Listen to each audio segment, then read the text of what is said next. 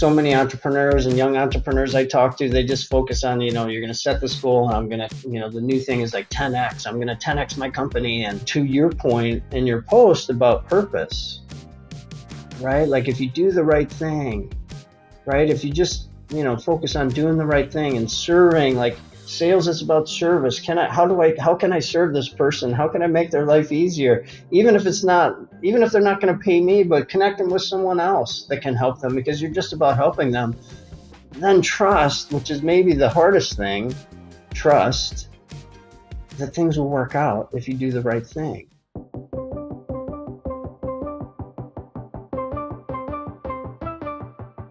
Thank you for tuning in to the Mile 40 podcast. I am Bishoy Tadros, the author of Break Barriers and Audacious, both of which are sold on Amazon. And I invite you to join me as I engage with guests to discuss those bounce back moments that we encounter on our personal journey. Mile 40 is a forum to learn about how athletes, professionals, and leaders of all backgrounds stare down moments in life where the only option is to rise up. The Mile 40 podcast strives to remind listeners that the comeback is always greater than the setback. Welcome back to another episode of the Mile 40 podcast. Thank you all for continuing to tune in. Greatly appreciated. Today's episode is a very exciting episode. I'm excited to dive in. Before we do that, let me ask you all, if you haven't already, please be sure to hit subscribe if you're listening on Spotify, Apple Podcasts, YouTube, wherever you get your podcast from. Check out the show notes, pick up a copy of Break Barriers or Audacious. I'm going to sign it, send it to myself. And lastly, if you haven't, take a second, please leave a review for the show. It really helps the show grow. It's incredible to look back now. Over 120 episodes of Mile 40 have been released, and none of it would have been possible without you guys, the listeners. Today, I have Rich Lyons. Rich was the founder, CEO, and president of Lyons Consulting Group, the industry's premier e-commerce, digital agency, and global commerce service provider. Rich was responsible for leading the company's strategy and vision, as well as working closely with customers like GoPro, Patagonia, Herman Miller, The Gap, and many more. He brings more than 20 years of experience in IT and digital consulting and over 30 years of experience in business development. In 2017, the company was acquired by Capgemini. Rich served as the EVP of Digital Commerce Experience Leader for North America, defining the go-to-market for customer experience, including marketing and content sales, service, and commerce. Rich separated from Capgemini a couple of years later after the acquisition of Lyons. He now serves as an advisory board and does consulting in the e-commerce ecosystem.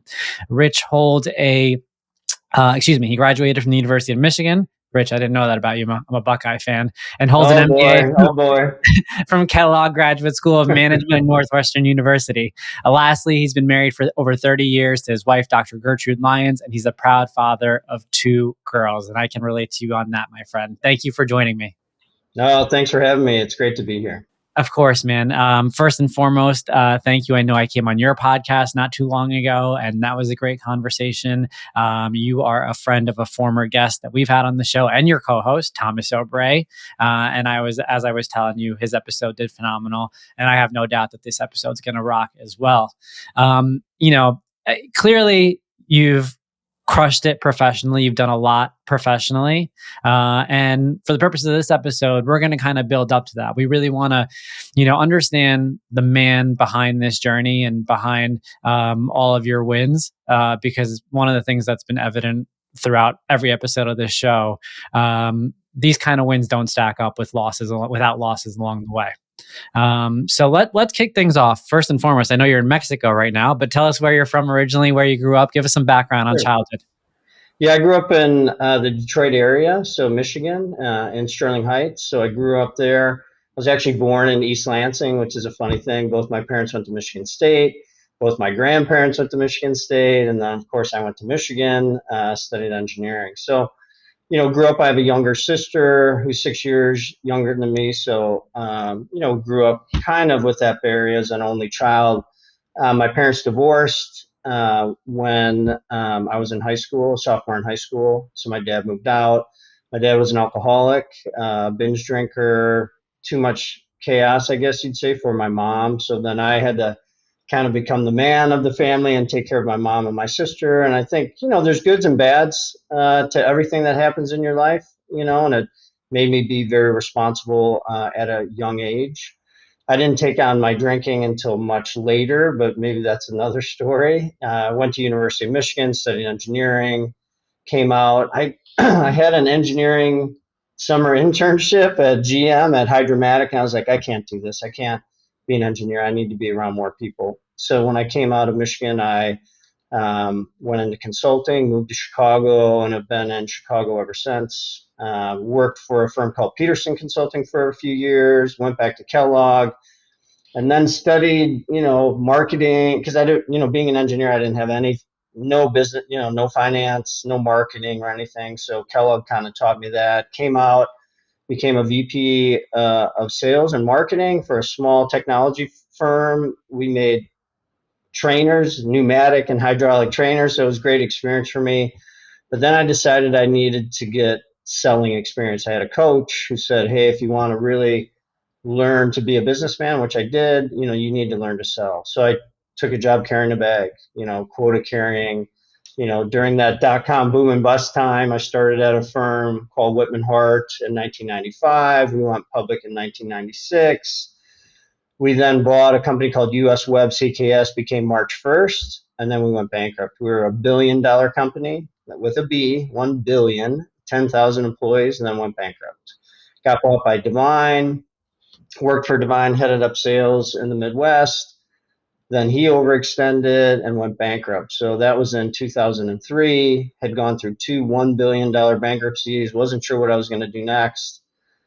Was looking for a job, was interviewing for a job. In the meantime, I hung a shingle, Lyons Consulting Group, and started placing bodies, because I knew a bunch of customers and I knew a bunch of consultants out of business. And I just started connecting people. Didn't think I was necessarily going to keep doing that. You kind of never feel ready. Like I knew I wanted my own business, but I was like, maybe one more job. But then ultimately decided, let's just keep doing this. And that's when I founded Lyons Consulting Group, was in March of 2003. Wow. I'm going to take you back. That was really I good give you stuff. a lot. I give you a lot. You gave me a lot there. So let me take you back to childhood. You talked about your parents' divorce. You talked about your father being an alcoholic. I read your recent article regarding your sobriety journey, and that's something we're definitely going to dive into today, because that's a topic that's honestly come up several times on this show. I myself haven't had a drink in 2.5 years now, and so reading that article. Thank you. Reading that article was definitely a topic that is incredibly relatable, and I think is top of mind for several people right now. But let's take a step back really quick. When you think about your childhood and that period that you had to kind of navigate and stepping into those shoes, just so we paint a picture here, talk to me about the relationship that you had with your father pre and post divorce. Yeah, I mean, it was interesting for me with my dad. My dad was the more emotional one in the family, which is kind of opposite. You always think of your mom probably being more emotional, but my dad was kind of the one that wore his heart on his sleeve. He passed away at 63, so he passed away a while ago.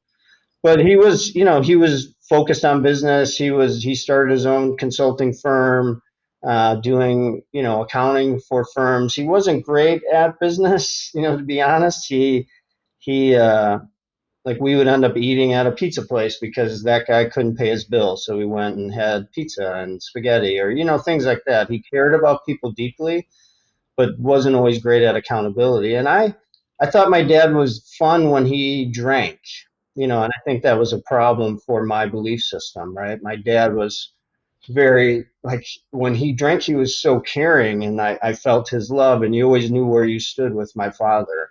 But it was mixed up for me as a kid, like, because he was so much more fun when he did drink, right? So then it was like, in my mind, drinking means fun. Right. So that was my relationship with my dad. When he moved out, I still remember the conversation at the dinner table with my sister and I, and saying that this is an irrevocable decision. Like, I remember that word, irrevocable, to this day. And my sister and I just looked at each other and we were crying. It was very hard to understand. And he said, "You're going to stay with your mom." And so I had all these thoughts like, why doesn't my dad want me? I'm a sophomore in high school. What if I wanted to go live with him versus stay here? It was just the decision was made.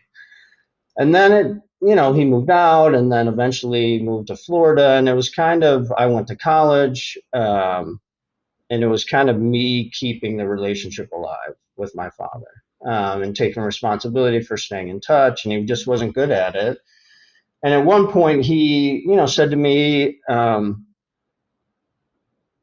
it's hard to get together because then we have to leave, and it's so painful to leave. And I'm a father now, and so are you. I mean, it's hard to hear those words, right? Like, I mean, having two daughters, and I mean, it made me who I am, now as a father. But it was hard back then to hear that because I wanted a relationship with my father, and I kept that relationship alive, until his death. But it was me initiating and me instigating it. So, fast forward, that made me be a different person as a father. I stopped drinking, well, 31 years ago, so a long time ago this month, before I had kids. And part of that was because I never wanted to be hungover for my kids, right? And then I was also choosing to live a more conscious life, and I wanted to be present, and that we'll get into it more, I guess. But I was stoic. I thought stoic was obviously I'm not stoic now. I cry when I watch commercials, if there's kids in them. But I thought that was the way to be growing up when I grew up. You're supposed to be tough. You don't never show emotion. Someone asks you if you're afraid. You're like, I'm not afraid. Why would I be afraid? Right? Are you hurt? No, I'm not hurt. Right? Because it was more an athlete's, you know, mentality. Because I grew up, I was very close to my mom, and I would say I was more of a mama's boy, right? And very sensitive. And then there was a point where I decided that's not going to work for me. I need to become an athlete. I need to start lifting weights. I'm going to play football. I'm going to, run track and be a different person. But I kind of at that point left behind this part of me that was sensitive. I was just like, that's not going to serve me. And so I'm going forward with this other thing. And it took a lot of work, and we could talk about that more, but it took me a lot of work and a lot of, soul searching to do some social emotional intelligence work to get back to, wait, feelings are important. And, if you want to have a relationship, especially, I'm talking about with my wife, it's not going to work for me to be stoic. Yeah. No, we definitely, I mean, thank you first and foremost for opening up about it and being, incredibly vulnerable. And the reason why we're going to go down this line of questioning is because one thing is evident is that you've been very successful in your career. And like I said at the onset of this, I'd argue that had you not learned how to navigate these kind of challenges, you would not have been equipped to succeed in your career. 100% agree. 100% agree. And as someone who's seen you at work from a distance and who has worked with individuals who have worked with you, it's clear that you're different. And I think that your ability to do the work is what differentiates you, right? Like, and you kind of alluded to it yourself. Like you got to a point where you realized, the work had to be done. And this wasn't necessarily a hole that you dug yourself into. Maybe parts of it were, but parts of it also were out of your, you couldn't decide who your parents were. You couldn't decide who your father was and what he was going to do and the choices that he was going to make. And that's a very tough puzzle to piece together, especially for someone at that age.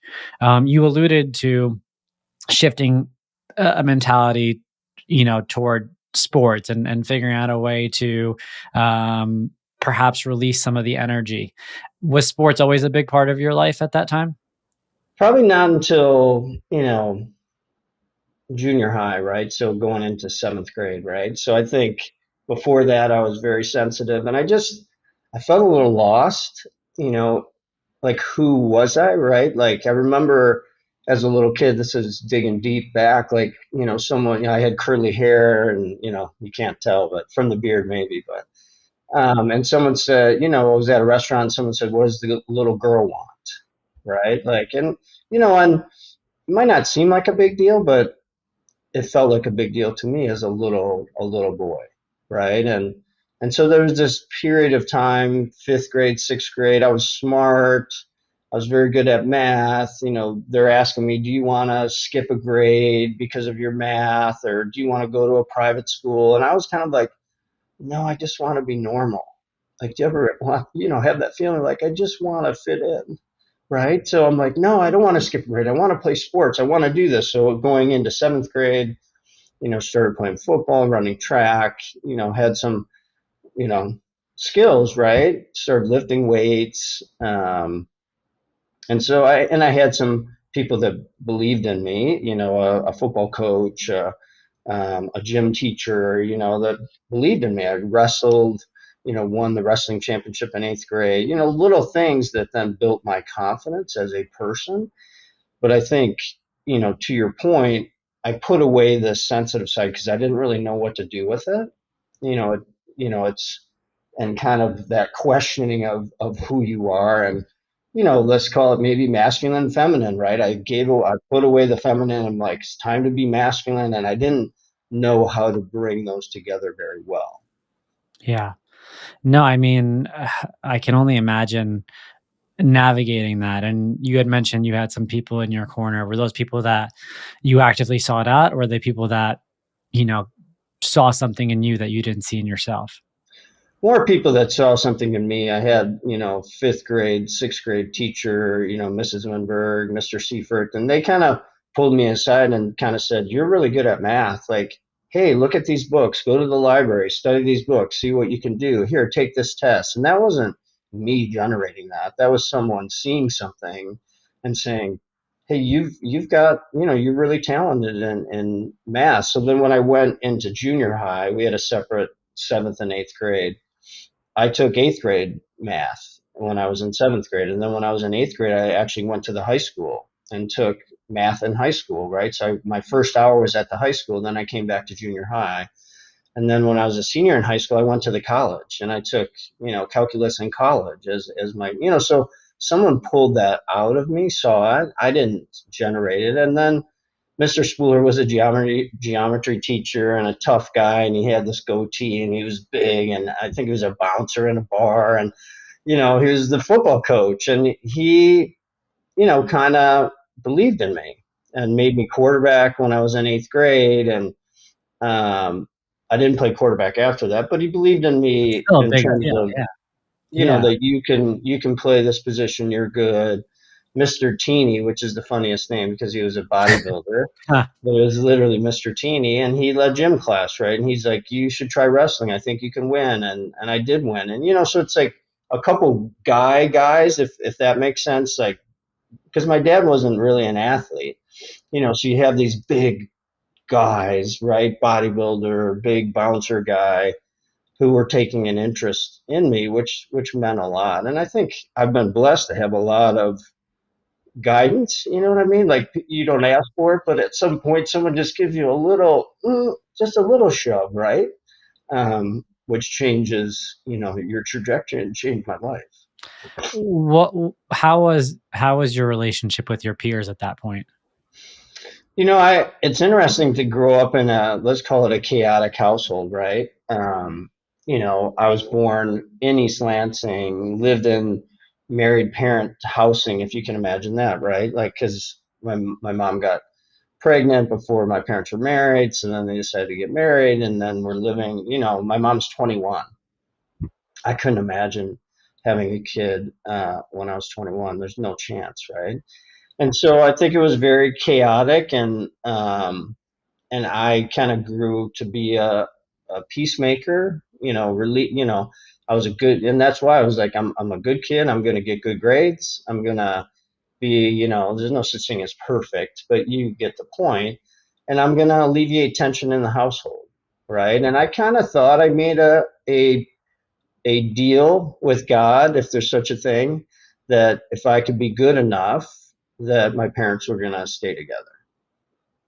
So that was a big thing for me when my parents did get divorced because I kind of felt like this fucking sucks. Like I thought I had a deal, right? I did my part and this fucking sucks. And as a kid, you don't kind of understand the world and that was better, for them. It was just about me and my little sister.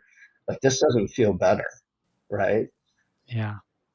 No, man, you're really doing just such an authentic job of painting a picture for us and getting us into your head, and I'm incredibly grateful for that. And my next question, and maybe you kind of alluded to this, was when you're playing the role of peacemaker, especially at that age, right? And you are keeping yourself occupied, whether it's with academics or with sport at that time. Do you have a moment, a chance, or an opportunity to give yourself some credit for your accomplishments along the way? You know, whether it be academically, whether it be in sport. Like, were you so focused on this grander deal that you had in place that maybe you didn't take a second to step back and just even acknowledge some of the small wins that were going on? Yeah, it's a great question. It was never enough, if that makes sense. You know what I mean? Like, it was always the next thing.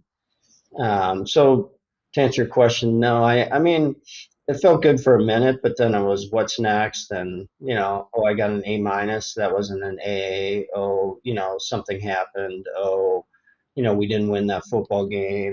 My senior year in high school was a tough year for me. I injured my knee in football, so I missed half the season. And then track, I was captain of the football team, and I made varsity all 4 years on track, right? So I was a pretty good athlete.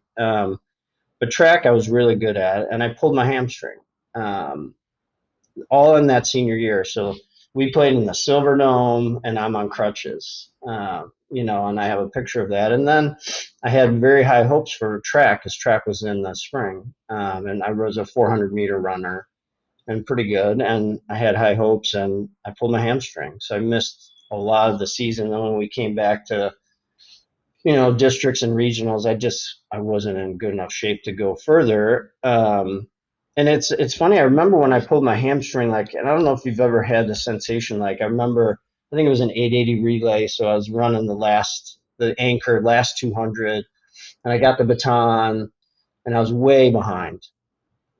And I had this kind of out of body experience. It might sound weird, but I had this experience, like, I think I can catch this guy. I mean, I think I can. And I was running faster than I ever run in my life. And I just felt like, oh my gosh, like, I think I could do this. And I was just, you just having this experience, and then ping, pop hamstring. So it was a very interesting, thing to think about, that, and when it happened, in this moment of, oh my gosh, like, I can do this. Maybe I can do this. Like, I'm running faster than I ever had. I think I can catch him. And then, you know, overextend, your mind sometimes uh, does more than your body does. So, but I think it's funny. Someone said to me later, and it was an interesting thing, because, if I would have been really good at football, if I would have been really good at track, maybe I would have gotten a scholarship, and maybe I would have gone somewhere and played sports or whatever, instead of choosing, like, I'm going to Michigan, I'm getting my education. And a friend of mine now said to me, he's like, I'm glad you hurt your knee. I'm glad you pulled your hamstring, because we wouldn't be friends. Yeah, no, I mean, well, I want to call it one thing. I'm going to make it a sidestep here. You mentioned in your bio that I did not mention. You're in the process of writing a book, right? Yeah. Yeah. And in hearing you tell these stories, all I keep thinking is he's going to make a phenomenal author, because Thank as you. someone who's written books, one of the things that I've learned is you can have a lot of great ideas, but what really matters is that you get the reader to flip the page from one to the next, all the way to the end. And as I hear you speak, all I keep thinking is, I can't wait to hear where he's going with this. No, thank you. Thank you. So, Yeah, my book's coming out. It'll be probably September. It's called Life is Sales: A Holistic Guide to Sales, Self-Discovery, and Living a Life of Purpose. And I do believe, life is sales, right? We're always kind of selling something. And um, I'm writing it with kind of my coach, and you're a coach, and I think it's an interesting perspective because he comments on my journey along the way, mostly my business journey of where I was doing, facing myself, where I was up against myself, where I was, doing the, like you said, the work.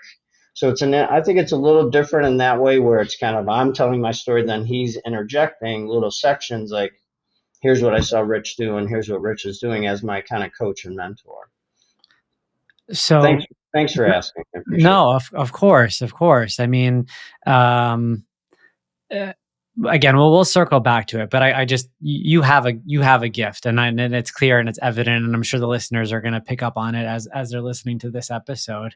And it's funny because like kind of just hearing you talk, like my train of thought completely shifted from my next question to just like the book. But I do have a question because one of the things that I'm not picking up on throughout this period that we're talking about right now is yes, maybe emotionally there was a conflict, like internally trying to figure out who you were, your identity, trying to figure out what your purpose, especially after, navigating the difficulties at home. It doesn't, and correct me if I'm wrong, you didn't really mention a period of like lashing out, whether it be at school with others during that Yeah. period. No, I kind of always wanted to be liked. So I was kind of this pleaser. If you think about what I was doing in my family as part of being a peacekeeper is being a pleaser, right? So I wanted everyone to like me, which only always isn't the best thing. But I mean, I was president of my class in high school. Why? Because I was friends with the burnouts. I was friends with the jocks. I was friends with the really smart kids who didn't play any sports because I was a bit of a chameleon and maybe people didn't get to see fully who I was, but I'd show them the part I wanted to show them, to fit in kind of thing. So I think I wasn't lashing out. I wasn't angry. And at that time, we could talk about it more with my drinking. I wasn't really in touch with my anger, or maybe, I mean, I was very intentional. Let's use that word, right? Intentional around my grades, intentional around what I was doing. Um, but I wasn't able, even in sports and football. I mean, I was captain of the team. I won the first Iron Falcon Award. I was very strong. I benched 280. I ran a 4.6. I mean, I was very good, but I wasn't quite, I don't know if you understand this, but I wasn't quite there with my anger being integrated. Like on the football field, I was a very good football player, but I wasn't that Jack Lambert, Mike Singletary. My anger is engaged and I'm going to tear someone up. So I didn't really have it as a tool back then. I was too busy being nice, if that makes sense. Well, you brought up the drinking, and I think that's where we want to go next. And I'm looking at the article that you recently shared on LinkedIn, and you said, "What was behind my drinking? I was trying to numb my feelings. I didn't know what to do with my fear or anger or sadness. I never had a good example of dealing responsibly with feelings. So alcohol was a way to forget a tough week of work. It was a way to hide how I was feeling. It was a way to delay being accountable for the things in my life." So it's all kind of coming together now. But I want to ask you if you can kind of maybe let us know. Obviously, you were exposed to it at home, but did it start at home or did it start post divorce, when you were more on your own at that point? I mean, it started at home. I mean, in high school and stuff, even, um, with my friends, and we would play quarter mounts, and we would spend the night. I mean, we had some smarter parents, like my friend Tom's mom. Like she'd make us spend the night, but then she'd let us drink or whatever, right? Because it didn't matter. But we were stupid. We would be like, let's party till we puke. Like that's a real fun thing, right? Like you play quarter mounts, and when you throw up, then that means you lost and you're out. I mean, so there wasn't any moderation in what we were doing. And so that started in high school. I remember stealing booze. My dad had this big liquor cabinet, and we would like literally take like a tennis ball can and pour a little bit off of each one and then sneak that out and drink it. And it was terrible, so so that started. And then college, I was in a fraternity, so always a lot of drinking. It was probably the first time I was exposed to someone who didn't drink. We had a guy in our fraternity who didn't drink at all, and I was it was interesting, right? I mean, it just wasn't a big thing. Like now you have a lot of people who are sober or curious, and dry January, like we didn't have that. I mean, fraternities were about drinking and some issues for sure, right? That happened, like with kids dying and stuff. Like I'd never experienced that, but you read about it and things. But I think what started to evolve, to your question, when I was drinking, I started to then express anger, and let's call it irresponsibly, right? And I kind of feel lucky, and this was even probably more so post college, where because I worked in a bar in Ann Arbor when I was at school, and so well when I got to Chicago and we're going out and things, we play pool, and I'm super competitive, right? We play pool or whatever, and you have quarters and you have the name on the list, and it's very structured. And when I reached a certain point, um, I would just be like, I would lose and I'd be very angry and I'd be like, I'm playing next. Like I was that guy, right? And everyone's like, no, no, those are my quarters. No, there's a name on the board. I'm like, no, I'm playing next. And I just fucking put the quarters and I'd play next. That kind of guy, asshole, right? And I think the challenge, and I think I refer to this in my article, like the challenge would be like you go out and you do all these stupid things, and you headbutt a bar and fall off a stool and crack your head open and all that. And the next day at work, everyone just laughs, right? Oh, that was so funny. You were so funny. And no one said, Rich, you were an asshole. No one's like, you were irresponsible. Like you were picking fights. Like someone should have beat the shit out of you because you were picking fights and you said things that you shouldn't say to people. But that was kind of like, I'm drunk. So then all this anger because I don't know what to do with it. So that became a problem. And I wasn't always the mean drunk, but there were times where I was the mean drunk. Hey, Mile 40 fam. I get asked a lot about my training programs and how I set myself up for success to cross finish lines all over the world. Well, I'm going to let you in on a secret. Recovery is half the battle. And in order to get that recovery, I rely on clean sources of protein. That's why my go-to protein shake is Owen. Only what you need. I have one after every single workout. 100% vegan and plant-based, Owen's plant-based shakes use a multi-source protein blend of pea, pumpkin seed, and flax seeds to include all essential amino acids to promote optimal daily health. Uncompromised taste. Owen brings together the essential elements of advanced nutrition, amazingly clean ingredients, functional superiority, and uncompromised taste.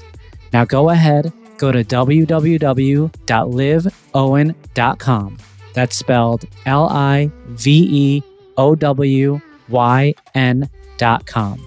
Use code MILE40 for 20% off your next purchase. Only what you need. It's interesting because I don't think this is talked about a lot in these stories, and where I can relate to you a little bit, especially when you start drinking during those high school years and then head into college.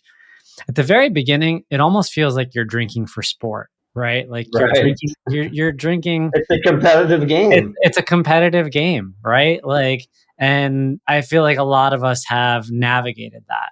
And then I don't know where it happens, when it happens, or how it happens. But I think eventually you get to a point where maybe the sport loses its luster and now you're drinking just because you're used to having a drink in your hand. And because the luster is gone, now all of a sudden the alcohol is doing what the alcohol does. And it's taking you to places that you didn't want to visit. And sometimes I feel like that switch could take several years.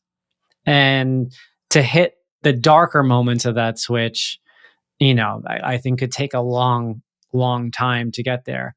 So, similar to you, well, our journeys are probably different, but similar to you in the sense that when I stopped, it was right around when my daughter was born, my first daughter. And it was the same idea. It's like, I don't want to be hungover for her and I want to be present for her. And now I have two daughters and it's the same. It's like, they don't deserve that because I never benefited from that when it was just me. So, uh, um, but I don't know if you agree or disagree around like that idea, and maybe if you have any thoughts on it around that shift from sport um, to emotional play, I guess. Yeah, I mean, I think I 100% agree. It was a process, right? And I was still drinking when we got married. My wife was 24, I was 25 when we got married. We didn't have kids until, I think 30 and 31. So there was a period of time where we're still drinking, but we started to do our work, right? And honestly, my wife dragged me in. There's no question. She's like, we got engaged and she's working for this guy and he's going through a divorce. So he says, hey, I have a friend who's, a counselor or a therapist back then. And I'd say the best thing you could do for your relationship is to work on your communication because I'm getting a divorce. Why don't you go in? So she comes home and tells me, hey, Stan recommend we go see a counselor. And what do you think my reaction was? I was like, fuck that. Tell Stan to fuck off. Like, I was literally like, who is this guy to like tell me what we should fucking do? Like, and I was like, is there some secrets you can't tell me? Like, I was so defensive on this point. And then I always say Gertrude always wins, my wife, and she's the better salesperson in the family. So then I find myself in, this office and I'm literally like this, arms crossed, very open, but it was kind of one of those things where someone starts telling you things about yourself that they shouldn't know because I didn't tell them any of that. Um, and then, started to unravel kind of my childhood and all the things we've just been talking about. My dad being an alcoholic and me being the peacekeeper and me just trying to be the good kid and never really rebelling. And so all of a sudden then I'm rebelling, with this drinking. And so we started playing with drinking and, you play games like, don't go out and don't drink or take certain periods of time off or go out and just have one drink or just have two drinks. So there was a period of time where I was playing with it and I honestly thought that I couldn't have fun. Like it was just like wired in me. And that feeling when you walk into a bar or a party or a crowded room, like the first thing I wanted to do was have a drink. Why? Because I'm feeling anxious. I'm feeling afraid. I'm feeling, excited. All those are very similar feelings, but no one taught me, fear, hurt, anger, sadness, joy. No one taught me about identifying it. No one said those were okay feelings and they just exist all the time. You're supposed to say no. No, I'm not hurt. No, I'm not afraid. So doing the work and just learning to identify my feelings and I can make fear my friend, right? And fear isn't a yes or no, it's a 1 to 10, right? And hurt is a really interesting thing. It's easy to jump to anger, but gosh, I think the most vulnerable thing is just to say, ouch, that hurt my feelings. And, it's interesting as your children grow up and you start having more of an adult relationship. But we got to, even before that, to back up, we got to the point where I realized they were seeing me as just a robot. The dad that knows everything, the dad that doesn't have fear, the dad that's not hurt. Maybe they saw anger, but that was about it. And so we had to shift some things because that's not reality. Not real. Yeah. How long was sobriety challenging before it became easy for you? Wow, that's a great question. I don't know. I mean, the story in there is a crazy story about being in Mexico, which I am right now, and the last time I drank, and the guy's trying to convince me to have a wife in Mexico and then have a wife in Cuba, and you're drinking, you're like, it sounds like a good idea. And he literally is like, I'll go to introduce you to her parents. And thank God I flew home because I was like, you just don't think clearly when you're drinking. So after stopping, I mean, I did think there was a period of time like where you're like, I sucked at pool. There's just, there's this kind of catching up with yourself a little bit to be like, take a breath. You don't have to drink. There's a period of time, where I'm drinking cranberry on ice all the time because then people don't know if you're drinking or not, right? Um, so it took, I don't know how to put what period of time that was. Well, And I guess let me rephrase the question. It seems like it wasn't a seamless transition. Is that no, fair? It was not no, a for seamless sure. And transition. and it was hard for some of my friends, Yeah. and not my close friends, let's say, but you have other people that maybe are social friends, and they're very challenged by me not drinking. Why aren't you drinking? Here, have a drink. And they still ask me over and over, you want to drink? You want to drink? I mean, I still have friends now that are like, hey, do you want to try some of this wine? And these people have known I haven't drank for 31 years. Oh, you should try this wine. It's so good. And I'm like, dude, I'm not going to drink it. Yeah. No, man, I look, I hear you, and I would be interested to speak to a bunch of people on this topic. It wasn't hard for me. I'm gonna be honest. It wasn't hard for me, once I made the decision. Maybe a big part of the reason why it wasn't hard was because I was in the midst of, intense marathon training, so I was able to kind of, use that as my excuse. So it wasn't necessarily that I want to kick the alcohol, it's more so that I can't because I'm in the middle of training, and then that kind of made it easier after the first 2, 3 months. But one of the things that I've learned, well, I think one of the most important things that I've learned after is that you can still succeed in business. You can still succeed with clients. You can still succeed in relationships without it. Which Um, are really important things, right? which Because which is a lot of times why you if you're in justify sales, drinking. you have to drink. Yeah, Yeah, right. I do remember when I was younger and I was going out all the time, having conversations about how, one of the reasons why I felt like I was good in a sales and relationship management function was the fact that is I can be out with clients, till whatever hour, and I'll be up the next morning ready to go. And now it's funny because I can't even tell you the last time I had a drink with a client. It was several years ago. In fact, I'd rather get a workout in with a client now, than go to a bar. It's nice that times have changed a little bit, but yeah, Yeah, it is nice that the narrative is changing a little bit. Um, but I do think it's an important part of this conversation for a lot of listeners out there, like people who are sober curious, people who are, perhaps doing a dry January or are considering, what's it like on the other side. No two journeys are the same, that's for sure. Um, but one of the things that I think people could take away from your journey is, despite the fact that the transition wasn't easy, you reflect on it now 30 years later, and I'm sure you wouldn't change it.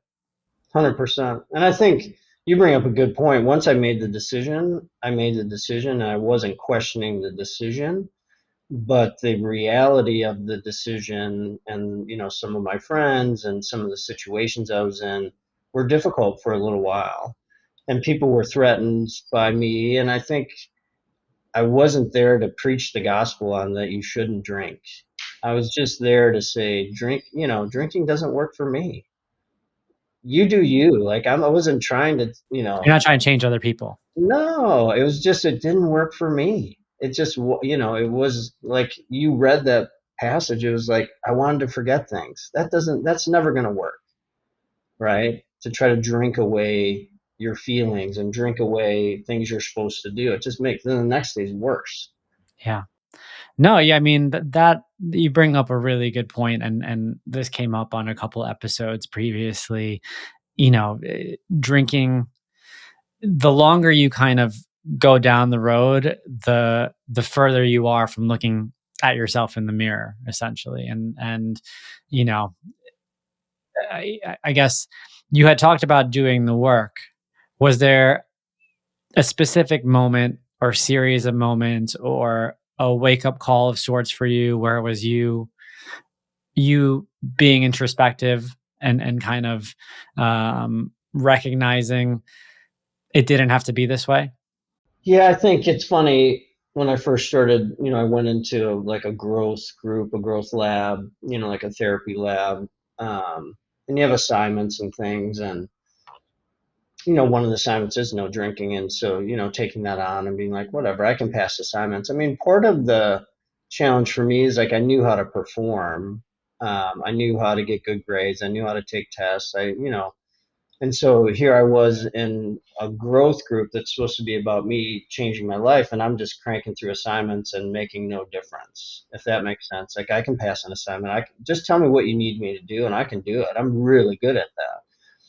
But then, my coach, who's, I'm writing the book with, well, we're done, but um, he gave me an assignment about not having any assignments. So he got the game that was Rich Lyons, and he said, all right, you're not going to have any assignments. You're going to take a growth break. And every week you have to come in and report to the group of how your life is changing by doing the work that you're doing. And if you can't, and if we don't believe you, you're going to get kicked out of this group. And that was a moment of kind of choice, right? Where it's like, wait, he's putting me up against failure. I haven't failed at many things. And he's saying, like, are you just going through the motions? Like, because I thought I'm just going to get my little diploma, my plaque, and I'm going to put it on the wall over here. Another accomplishment, on to the next, right? And that's kind of where I was, right? Just get it and move on versus this is supposed to be for me. And this is supposed to be, me getting to know me, not just me cranking through assignments and not learning anything. And so that was really big. And there were some assignments like, and they sound trivial for some people because they wouldn't care, but there's like, making mistakes. That's like a nightmare for me. And this is like purposely making a mistake, looking bad, picking fights, and you'd be like, these are stupid assignments. Well, these are real assignments that put me up against me. Like, because why? Because then I think people aren't going to like me and I'm going to be rejected. And my biggest fear, is being abandoned and being on my own. Back to my dad moving out, right? Biggest fear, like people are going to find out who I really am and they're going to leave me. You brought up your dad, and as you're speaking, I'm kind of thinking, as you're navigating this journey. Well, I guess let me take a step back. Did you and your father ever have a direct conversation around his drinking? And did he drink till the very end? Yeah, he did. And he drank and smoked. So he kind of killed himself, unfortunately, because he died of cancer. But we did. It was hard, right? Because we had kids and it was hard to come up with what that line is, right? So I had to be real honest because I wanted to hate on him and, on, oh, you should stop drinking. But then I realized, like we just talked about, like his life is his life, so I can just share from my perspective and I could say, Dad, when you drink, I feel uncomfortable about me. And so I'm not going to be around it. And the girls aren't going to be around it. And I'm not telling you not to drink. I'm just telling you, if you're with me and you're with the girls and Gertrude, and you want to drink, we're gonna leave. I'm not gonna make a scene. It's nothing. We're just not. We're not gonna be around it. And try to be as responsible as I could. And it didn't start that way, as you can imagine. But try to make it about me. Like I can't change him. Yeah. That's an incredibly healthy piece of advice, just kind of listening to that scenario play out, because I can only imagine the work that had to take for you to get there, to phrase it and to put it that way and to be intentional about it and sincere and to still love him despite it. Exactly. That's the And that's not make him bad. Like yeah, you make your choices, but I'm just making my choice. What's good for me, and yeah, it's not about you. It's really about how I feel. yeah, yeah. No, it's interesting having these conversations about the transition between generations, because the truth is, I think it's fair to say a lot of parents out there, our parents, their parents, us as parents, we want our children to be better than we were. We want our children to succeed in arenas where we did not, or we want them to take things one step further. And I can't imagine, and I can't speak for you obviously, but I had to feel like there was a part of you that as you were going through this process and as you were navigating it and handling your own sobriety, that was thinking about the what ifs. If your dad had made different choices at different points, and could he have navigated this kind of commitment? And it's okay if he couldn't. The truth is, maybe he couldn't, and that's fine. But I think that reflection is fair. I know that I would be if I was in your shoes. Yeah, and I mean, it's funny you bring that up because I think too, like, this passing on generations, and he was the fourth of four boys. His father was an alcoholic. His father beat him. His father, consistently told him that he was a mistake and he wasn't wanted. As soon as he got out of high school, his mom signed so he could join the Air Force. So when I look back, I'm like, my dad did pretty good. When you talk about passing on from generations, he didn't beat me, right? And he was a good dad. And I feel like my heart comes from my father, and my caring. And he wasn't perfect, like, we're saying that, but, it's kind of like he was better than his dad. I'm better than he, and I hope my girls will be better than me, to your point. And I think that perspective helped me kind of accept him. And when I did his eulogy, and my mom came, I called when my dad was in hospice, and I called my sister because she had been out of relationship with my father for a long time, because she was young and she wasn't willing to chase the relationship, right? It just wasn't something she would do, being 6 years younger than me. And I said, if you have anything you want to say to dad, you've got to come, because he's going to die. So my mom and my sister came, to see him before he died. And they had a peaceful divorce, my mom and my dad. It wasn't like they hated each other. They just weren't good for each other. But in the eulogy, like, you kind of think about success, right? And what does success mean? And it's easy to define it financially. And, for my father, he wasn't financially successful. But I do think, he was successful in that he cared about people and he loved people, and maybe he didn't hold people accountable, and that made him not good at business. But, I was really struggled with myself personally, like, to say, you know, and I said it in the eulogy, like, success, my view of success is expanding beyond just financial. Yeah. No, I mean, that's incredibly, incredibly powerful. And Rich, I'm so glad we're having this conversation. I'm glad that we're having it the way that we had it. And with so many guests that I've brought onto the show, to your point, a lot of times success is defined by two things: money and career. And from everything that I know about you, that's not why I consider you to be successful. And you've been very successful in both of those fields. But, why I consider you to be successful is because of your ability to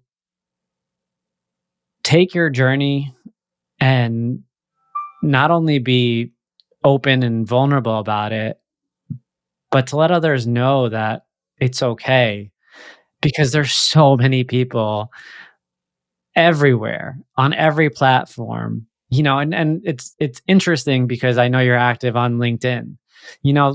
I think there's a funny divide sometimes. A lot of times people don't go to LinkedIn for content like that. But the truth is that a lot of times it's those people who are on LinkedIn who need that content the most. I agree with you. I mean, Right? I just responded to one of your posts yesterday, which I thought was super important, about, so many entrepreneurs and young entrepreneurs I talk to, they just focus on, you're going to set this goal. I'm going to, the new thing is like 10X. I'm going to 10X my company and this and that. And I had BHAGs, don't get me wrong. I had the big, hairy, audacious goal, and I wanted that. But, to your point in your post about purpose, right? Like, if you do the right thing, right? If you just, focus on doing the right thing and serving, like, sales is about service. How can I serve this person? How can I make their life easier? Even if they're not going to pay me, but connect them with someone else that can help them, because you're just about helping them. Then trust, which is maybe the hardest thing, trust that things will work out if you do the right thing. Rich, so to round things out here, I think the final question I have for you is, you've clearly had to navigate a lot in your lifetime. And one of the things that we did not touch on this episode in depth was obviously your career, besides, the information that you gave us in the beginning. And perhaps that'll be a reason to bring you back on. But I think your bio speaks for itself, right? The ability to not only build a company from scratch and then um, have an exit, with that company, and navigate all the ups and downs of business and everything that comes with that. Talk to me and kind of close this out by sharing how your life's journey has impacted your ability to lead, how it's impacted your ability to not only build, but to impact stakeholders, whether they are customers, employees, or people that just came across you day to day. Yeah, thank you for that. I think, this lifelong learning, I'll call it, right? That I know you are invested in, you understand, like this kind of, I'm on a journey and I'm going to keep learning and I'm going to keep growing and I'm just trying to use my unique gifts the best I can, right? And to be open to that, like with a beginner's mind all the time, that I don't know everything. Like you never get there, right? It's just I'm swinging at everything I can, and I think as a leader, to understand mutuality and to understand intention, and and really get that I'm not the guy. Like we all have imposter syndrome, right? Like everyone does. But to get that, can I surround myself with great people? And that everyone's great too, right? Like I built this company and I love that company. It was like, building a family, right? And I never really thought I was going to sell, but then the market changed, and, maybe that's a story for a different time, but treating people with respect, believing in people. Like you know, there's a lot of scarcity. We all have it, right? And when I say trust, like I mean it, right? Like there's a choice in every moment to choose out of scarcity into trust. And for me, just to like trust that things are going to work out. We have a saying in our family, EWAP, everything works out perfectly. Now, the subtext to that is, but it doesn't always look the way you think it will. And so can I trust that I'm swinging at things, I'm doing things are presented to me, and I'm just going to keep trying my best and hope the gaps will be filled in. And as a leader, know that I'm always learning too. And not like I have the answer, and everyone around me has unique gifts and unique skills, and I'm going to trust them and I'm going to give them the benefit of the doubt, because I'm the type of person that has made this decision. You don't have to prove yourself to me. You have to kind of disprove yourself to me, because I'm going to trust in you and that you're a good person. And if you screw me, that's fine. I can deal with that. I'm a grown up now. I'm not that little kid anymore. And I'll be angry, but that's the way I look at life. And it's worked out. I've met beautiful people. I feel blessed, to have the people I have in my life. And it's amazing with when your eyes are open, the people you can meet. Thank you so much, Rich. I mean, I can't tell you how much this means to me personally, just kind of having this conversation just because of how raw it has been. I think that for me is all I ask when I have these conversations. And I've learned a lot from this. I've taken away a lot from this. I have no doubt the listeners are going to walk away from this with something, because there are so many different bits and pieces to this. And there are so many things to walk away from this episode reflecting on. And I hope that leaders out there who are listening to this show listen to that last answer and reflect on it. Because the truth of the matter is, in the professional world, the element of humanity has been kind of pushed to the side. And I think that one of the things that your story speaks to the most is the fact that you had very human experiences. Navigating the divorce of parents is very human, especially as a young child. Take that with the generational passing off of something like alcohol. Again, a very human scenario, to building a business when you feel like you have no business building a business is also very human, right? Amen. Yeah. And so every element of your story at a high level, which is why I'm very excited for your book. Because if there's one thing I can tell about this book is that it's going to be written by a real human. And that for me, especially in the age of AI, is really, really exciting. So, Rich, thank you for coming on. Thank you for sharing. Thank you for having me on and just opening up a beautiful space. I really appreciate you. You got it, my friend. Thank you. Thank you for listening today. If you enjoyed this episode of the Mile 40 podcast, go ahead, subscribe, leave a review, and share the word. Thank you for being a part of the Mile 40 family. And let's unite in showing the world that comebacks are always greater than setbacks.